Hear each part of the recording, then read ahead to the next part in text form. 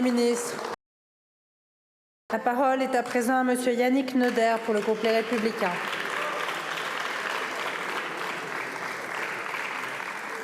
Madame la Présidente, Monsieur le Premier ministre, les Français n'en peuvent plus, c'est la croix et la bannière pour trouver un médecin dans notre pays.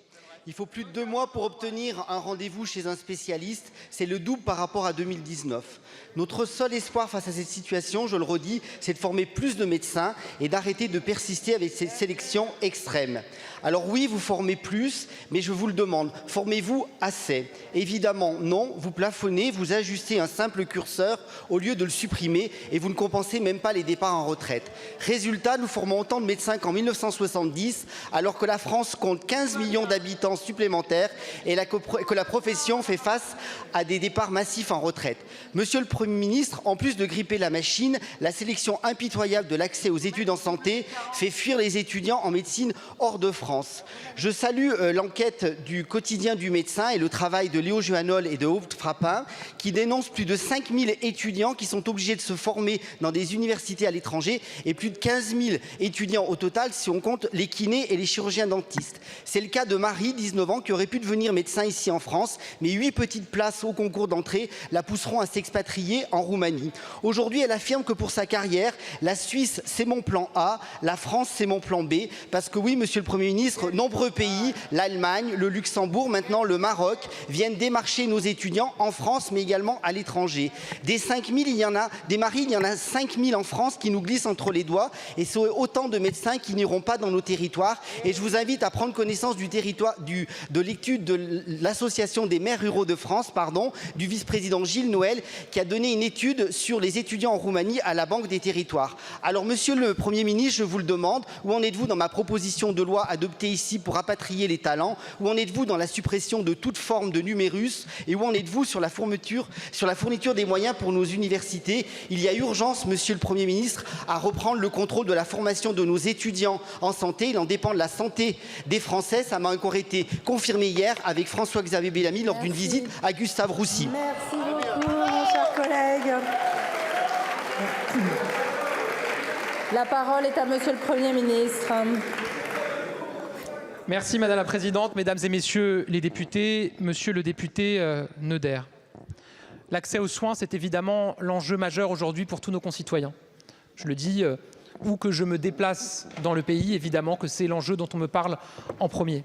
J'ai eu l'occasion d'annoncer une série de mesures récemment pour libérer du temps médical à nos médecins, accélérer le transfert d'actes entre les médecins et les autres professions médicales ou paramédicales. Il faut continuer sur ce levier-là. Mais on le sait, la réponse sur le long terme, c'est évidemment de former davantage de médecins. Je le dis ici et je commencerai d'abord en saluant les étudiants en médecine qui passent en ce moment même les ECOS, les examens cliniques objectifs structurés, et leur dire évidemment que nous sommes avec eux, que nous les accompagnons par la pensée et que nous serons contents de pouvoir compter sur eux, évidemment sur le terrain dans les années à venir. Il faut le dire ici et je le dis avec une très grande humilité.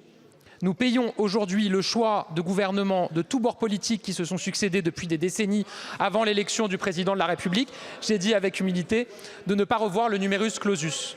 Or, revoir le numerus clausus, le président de la République a fait ce choix dès son élection en 2017. En 2017, on formait 8000 médecins par an. Cette année, on en forme 10 800.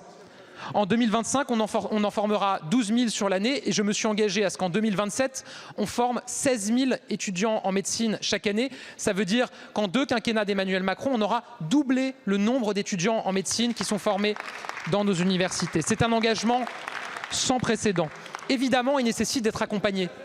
Il faut l'accompagner en termes de capacité d'accueil des universités, de terrain de stage. C'est un point sensible et la proposition de loi que vous avez présentée et déposée consacre notamment son article 1er à ce sujet-là.